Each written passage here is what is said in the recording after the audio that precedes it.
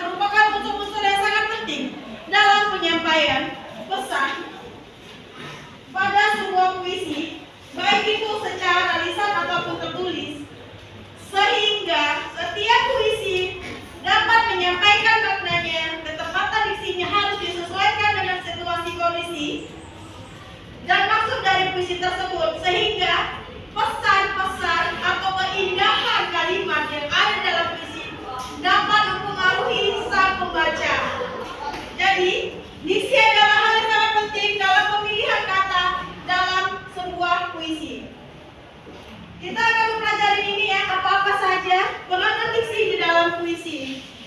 Silakan kembali kelompok 1, 2, 3, 4. Kembali jadi perhatian. Silakan dibaca. Silakan kalau semua udah buka bukunya ya. Silakan dibaca kembali. Apa-apa saja fungsi diksi, peranan diksi di dalam puisi ya. Apa-apa saja, ada beberapa hal yang meliputi peranan diksi di dalam puisi. Kita akan kembali berdiskusi bersama. Kita akan kembali melakukan pembahasan secara berkelompok tentang peranan diksi di dalam puisi. Bisa?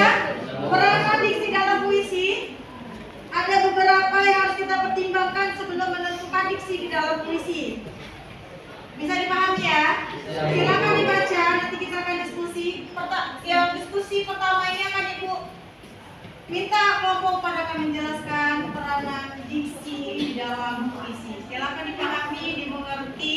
Kita akan bahas bersama. Jika ada yang tidak bisa dipahami, kita akan tetap berdiskusi bersama.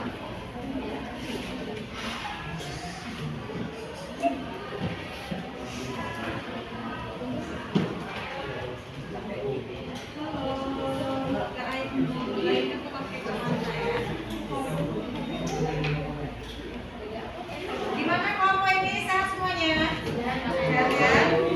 Semangat kan? Ayo dibaca biar dipahami. Dan nanti lagi kita mau ujian loh. Ini kita udah materi terakhir. Sebentar lagi akan ujian. Jadi semua mata pelajaran yang sudah dipelajari, yang sudah dicatat, bisa kembali dibaca ya, supaya mempersiapkan menyambut ujian ya.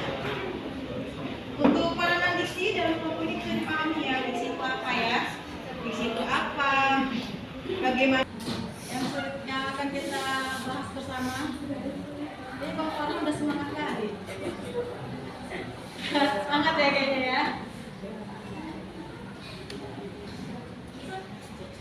Mendengarkan kelompok 4 untuk menjelaskan peranan diksi dalam puisi. Kepada moderatornya, silahkan berdiri dan silahkan baca dengan jelas dan kuat. Baik, 1. Peranan diksi dalam puisi.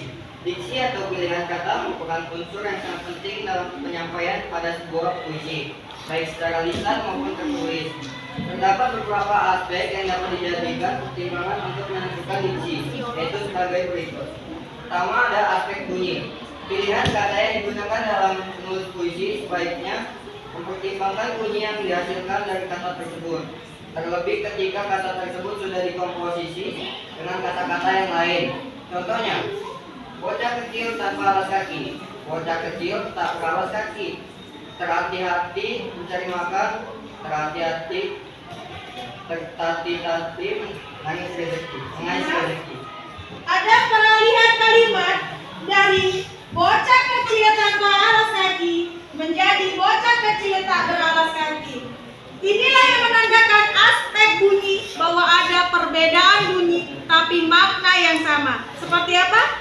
Bocah kecil tanpa alas kaki menjadi bocah kecil tak beralas kaki. Inilah dia aspek bunyi yang terjadi perubahan. Inilah yang dinamakan komponen penting di dalam sebuah kalimat atau kata puisi yang menunjukkan aspek bunyi. Lanjut moderatornya. Baik, jadi yang kedua ada aspek bentuk. Sebagai sebuah karya yang dituliskan, aspek bentuk juga menjadi pertimbangan dalam menentukan diksi agar puisi terlihat lebih estetis. Agar puisi terlihat lebih estetis. Apa itu maksudnya? Kalimat atau kata puisi yang menunjukkan aspek bunyi. Lanjut moderatornya. Baik, jadi yang kedua ada aspek bentuk. Sebagai sebuah karya yang dituliskan, aspek bentuk juga menjadi pertimbangan dalam menentukan diksi agar puisi terlihat lebih estetis. Agar puisi terlihat lebih estetis. Apa itu maksudnya, Pak? Contohnya, mereka menari bernyanyi, mereka melagu merdu tercabik rindu. Mereka menari, menyanyi, melagu merdu mencabik rindu. Lanjut, nanti gua akan jelaskan. Selanjutnya aspek makna. Baik, yang ketiga ada aspek makna. Pertimbangan Aspek bunyi. Pertimbangan aspek bunyi. Pertimbangan aspek bunyi dan bentuk tetap harus mengacu pada makna yang hendak disampaikan. Jadi akan menjadi sia-sia jika bunyi dan bentuk puisi indah, tetapi maknanya tidak sesuai. Contohnya, malam ia mencekam, sepoi angin menghantam, riuh gemuruh memaksa turun. Jika dilihat dari aspek ini, penggunaan diksi tersebut terlihat cukup sesuai.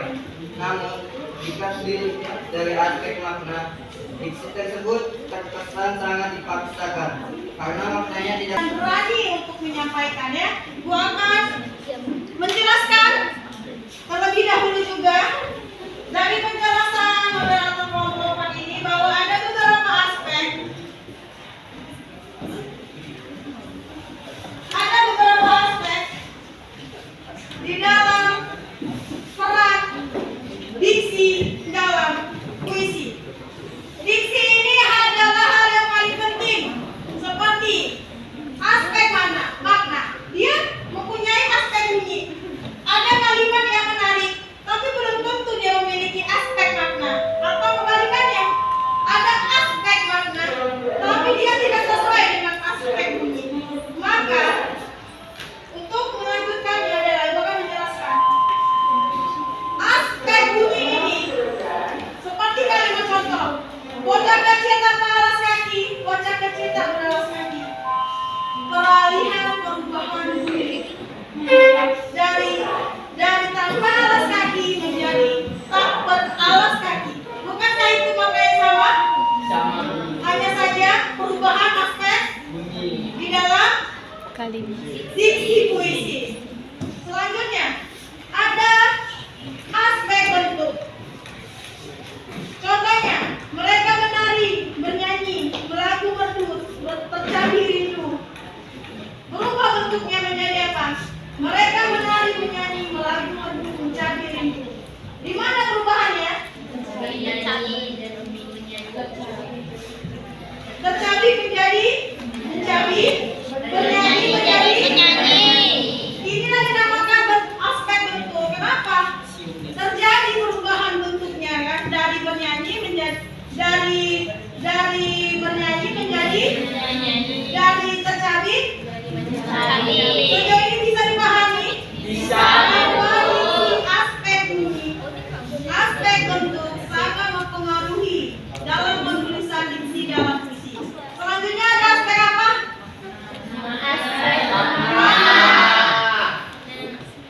Kenapa aspek makna ini penting? Karena setiap bait-bait puisi pasti memiliki makna, sehingga pembaca bisa memahami apa yang penyair sampaikan di dalam puisi tersebut. Sehingga lihat contohnya, Kak, silakan baca contohnya. Malam kian mencekam, sepoi angin menghantam, riuh gemuruh memaksaku beruntung. Terjadi perubahan di sini ya, terjadi perubahan makna yang dipaksakan. Kenapa kalimat di sini ada terjadi makna yang dipaksakan?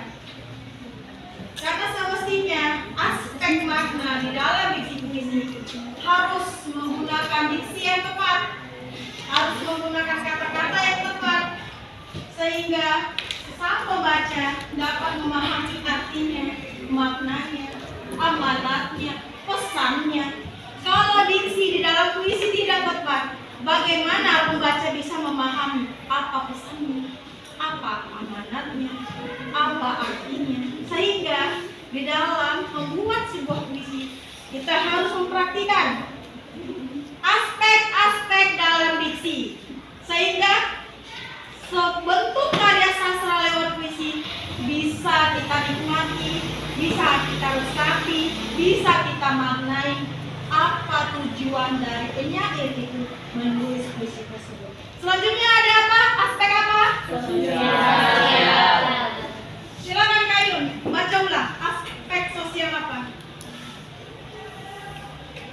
Sebuah Aspek sosial adalah sebuah karya puisi diharapkan dapat dinikmati oleh pembaca dan memberikan manfaat bagi mereka.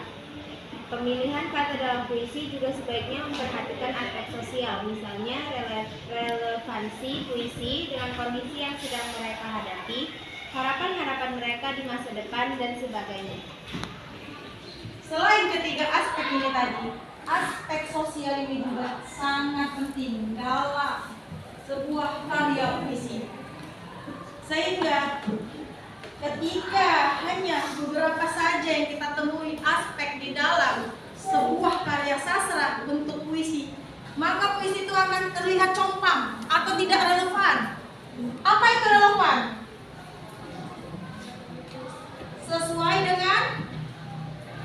Sesuai dengan isi puisi tersebut.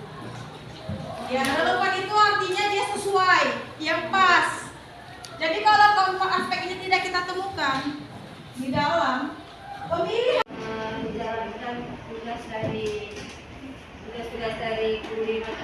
mata perkuliahannya. Jadi dalam hal tersebut Ibu terima kasih banyak. Kamu sudah berpartisipasi dengan baik ya Nak ya.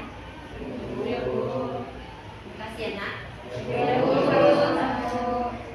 terima kasih Ibu ucapkan yang sebesar-besarnya kepada RPA 2 yang sudah luar biasa aksi reaksinya, extension perhatiannya, pemahamannya, pelaksanaannya, kerjasamanya yang kondusif, kerjasamanya yang luar biasa, kemampuannya dalam memahami pematerian pembelajaran.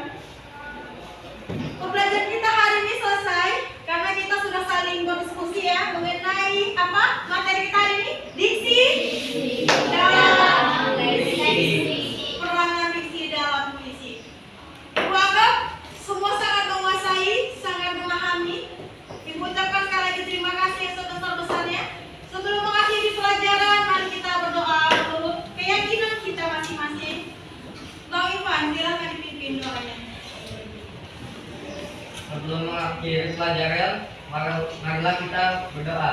Doa dimulai. Doa selesai. Terima kasih. Jangan lupa rajin belajar, giat belajar, kejar cita-citanya. Jangan pernah patah arah, jangan pernah patah di tengah jalan. Percayalah, setiap kegagalan pasti ada keberhasilan. Setiap kegagalan pasti ada jalan-jalan yang lain yang bisa kita tuju. Selama kita percaya pada kemampuan diri kita sendiri. Dan kita harus memiliki semangat yang besar untuk meraih itu semua ya. Ibu sudahi dengan kalimat sebuah motivasi ya dari ibu untuk kalian ya. Percayalah bahwa kasih sayang itu tidak pernah luntur. Walaupun kita berpisah, kenangan itu akan tetap hidup di dalam hati ibu. Terima kasih yang sebesar-besarnya sekali lagi ya atas pengertian kalian kepada ibu. Percaya bahwa kasih sayang